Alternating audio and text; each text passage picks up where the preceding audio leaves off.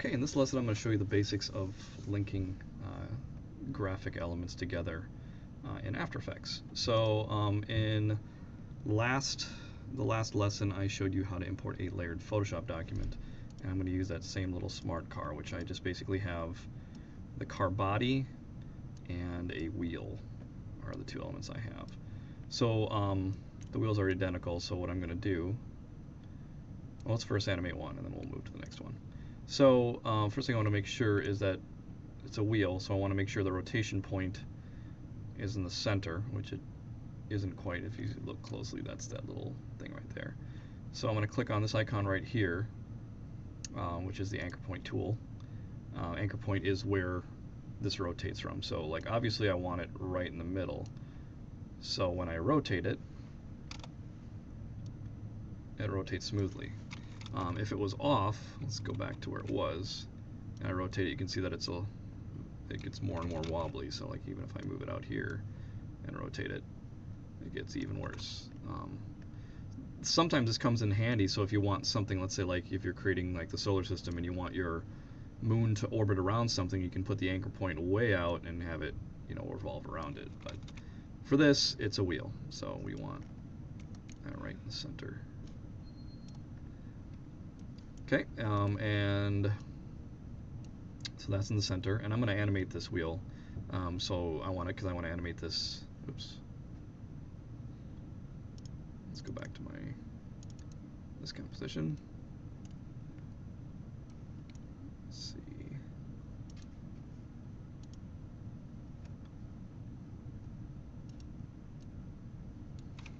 There, that's where it is. It's a little hard to see sometimes. Put that right in the middle. And rotation, you see, has two fields. It has a 0 times 0 degrees. Degrees are if you want to do very small ones, but this is a wheel that I want to rotate. Let's say this is far too long composition. Let's change it to, go to Control K, Command K on the Mac. Let's just turn it down to 15 seconds. Okay. So now I want to rotate that wheel. So let's click on the stopwatch to get it moving. Let's say I want it to rotate 10 times in 4 seconds. In that first field, I can just type 10. And that wheel just will start spinning. Right? Because I'm going to eventually have this drive across the screen, so I'm just going to make it that same length. Let's just make these both by selecting them, hitting Alt right bracket to shorten them a little bit. So now we're missing a wheel. Well, great thing about After Effects is that I can just reuse this wheel. I'm going to hit Control D to duplicate it, and with the basic selection tool, I'm just going to move that other wheel into place. So now, when I hit go, both of those wheels are turning, right? So now we run into the issue that, well, if I want to animate this car, obviously I'd go to Position, and I want to move it across the screen, but those wheels aren't responding with it as a normal car would. I could animate each element independently, but that would be a lot of work. So, and it wouldn't look very clean. So what I can do is, you see these little spiral shapes by your layers. Those are called pick whips. So like if I click and drag on this wheel, I want to parent, which is an animation term, the wheel to the body of the car. What a parent, this is kind of, it's called a parent-child relationship, and it's usually referred to in animation hierarchy. Think of it this way, where the car goes, the wheels are going to follow. Right? So the wheel is the child and the car body is a parent. This can also be like, think about your arm, right? You can bend your wrist and your lower arm and upper arm aren't affected. But if you bend your elbow, then anything below it, including your lower arm and your hand, are all moving with it, right? So this is kind of how you have to think about it. So if I take the wheel and click and drag that pick whip, you see I get like this little rubber band thing, and I want to drag it to the car body and let go. So now when I move the body of the car, that wheel is going to go with it, right? The animation will still follow, but it will still move whenever I move the car body. And we're going to do the same thing with the other wheel. And you can actually do both at once if I have them both selected and do that. And you can see the parent is listed as the car body. So now let's say I move, let's say I want to start the car over here. And then let's go to the other keyframe and I want it to drive across the screen. So now if I hit 0 to preview, I mean, it's not really moving fast enough, but you get the idea, right? The other good thing about this is that this car is kind of big to be driving across the screen like that. So I'm going to scale it down, and you see that even if I scale it, the wheels respond in the same way, right? So I'm going to hit 0 now. That's a little bit more believable. Okay. So that's the basics of kind of linking objects together, and this can get endlessly more complicated. I mean, think about the solar system, right? You got to have the moon orbiting the Earth, and then you have to have the Earth orbiting the sun, and this can all be done with, you know, selective, being very careful of how you parent your objects together, because you could easily create a accurate representation of something like the solar system just using this method.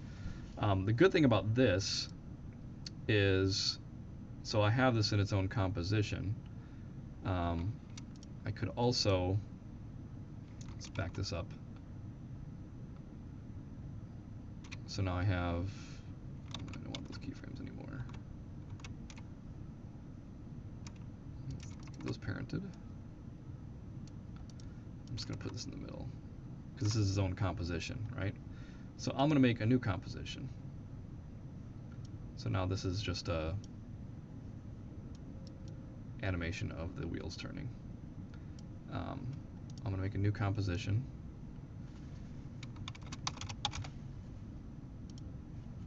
And I'm going to drag that. I should give it a better name.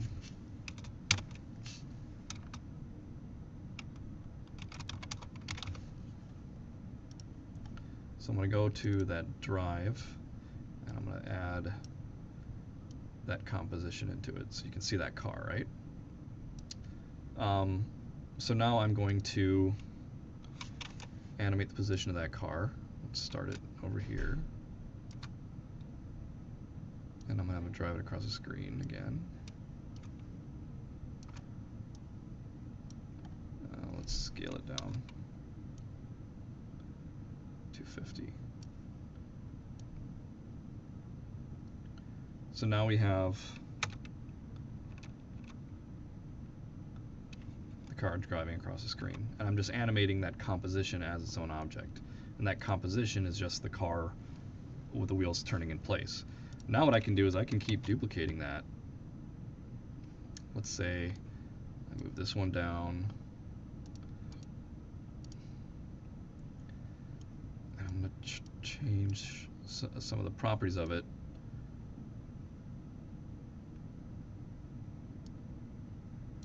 Let's move this. Oops.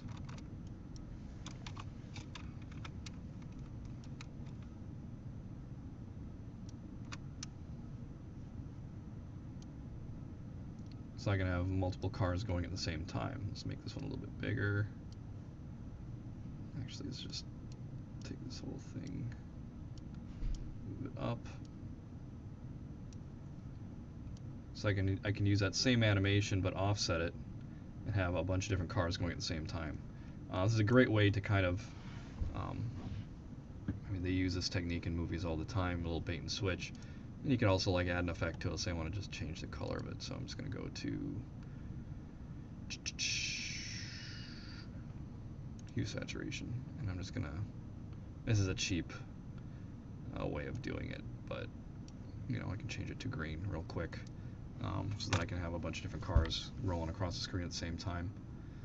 So you know, that's a good way to do it. You know, and you can also, as you can see, and as I pointed out in the earlier ones, the path has its own Bezier curve, so you can have some driving over loops and whatnot.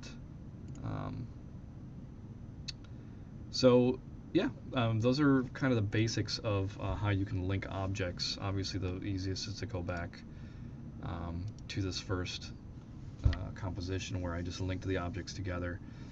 This also helps, like, if you want to have several photographs when you want a bunch of them to move at the same time. So let's say, let's just make a, oops, I'm in the effect controls. I'm going to import these two wedding images. Right, and I'm going to make a new composition.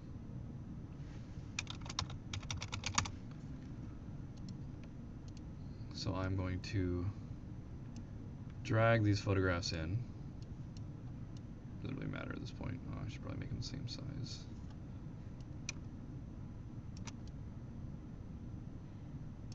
Oh, thereabouts.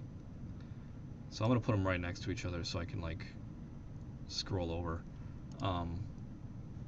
Now the issue here is that it might get confusing if I link one to the other.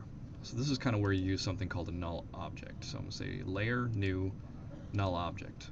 What that is an invisible object.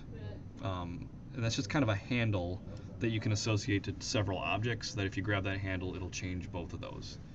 So let's call this,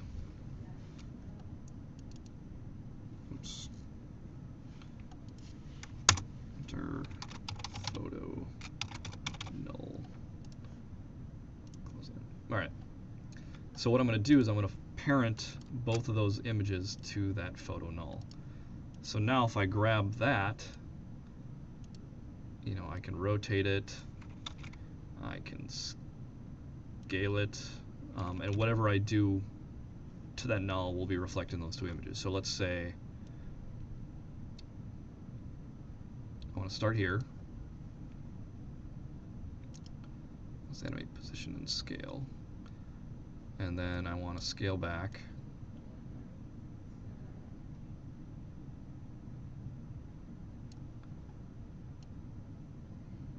And then move over. Oops. I just want to be moving the null.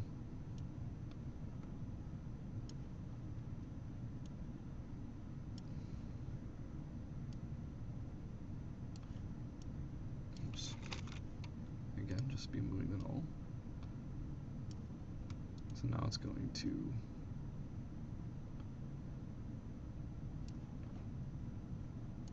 I'm going to copy these keyframes in place too.